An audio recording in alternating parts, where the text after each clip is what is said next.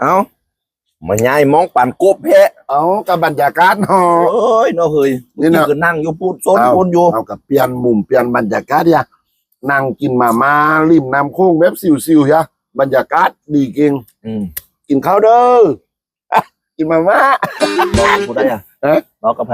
บ่มีลาค่อยกระเตื้นไปฮะนะให้มันดูดีไป ให้มันดูมีผลเบ้านำเฮนะอันนี้คอดยังหืนนี่นะ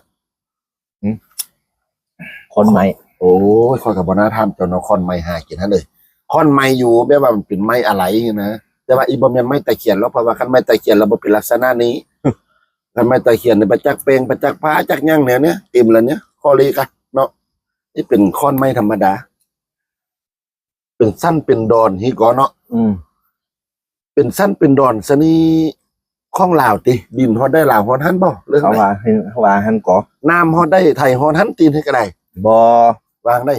น้ำปั่นเครื่องกัน น้ำปั่นเครื่องกัน จุ่มเกาะจุ่มดอนให้ลาวเบิด สุ่มเป็นก้อนเป็นดอนให้เพื่อนเบิร์ด อืม เอา เพิ่นว่า แสดงมันก็ต่างประเทศว่านะพี่ ทั้งบรรดาความหมากก็เป็นของเขา โอ้ยเนาะอืม พลังบาทำนั่นดี นี่เราจำฝรั่งเว้านะสิ อืม อืมสมัยตะกี้เนาะ แบ่งแยกดินแดนเอี้ยงคันบ่แบ่งแยกดินแดนกับบ้านพี่เมียงน้องกันแนวอันนี้แบ่งไปแล้วก็แบ่งไปบ่เป็นหยังดอกหักกันคือเก่าหั่นน่ะ ตามทีมอย่างน้อง อืมอืมบันไดทางลงนี่นะ พอกินน้ำเจ้าเนี่ย บนแล้ว โอ้ ผมก็ ยหากินห้องเอ้ยกินใบตายแฮะ เอา โอ้ย ก็กินเนาะคันดมบ่เบิ่งง่ายกว่าอันนี้กินนี่ โอ้ยบ่อยกันจิว่าสิยังได้กินซ่องรสชาติมาแน่ก็ว่าสิค่อยกินห้องเจ้าก็จะค่อยเจ้ากินห้องค่อย มันกับหมูซับคือกันตะพี่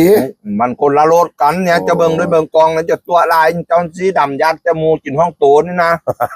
โอ้ค่อยก็ว่าสิปั่นให้ซิมนำอยู่ ร ว่า สทงคัตสึราเมงต้นตำรับ เบิดแล้ว เบิดแล้ว ไปสิเซฟคักเนาะ แล้วก็นัว หัว ดิ ก็เซฟยำหมูกระไร อืม ซิมบ่ค่อยสิปั่นให้ซิมหน่อยนึง ว้าว เอาซิมบ่ บ่ชิมแล้วก็พอละอิ่มแล้วก็พอใจแล้ว กินซะพี่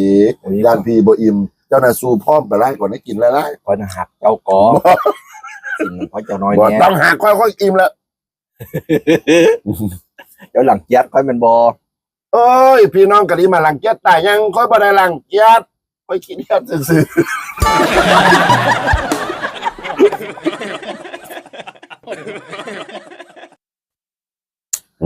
คุยบันคืออืดขึ้นกินบ่เบิดว่ะ เดี๋ยวไล่ไปเนี่ยเนาะ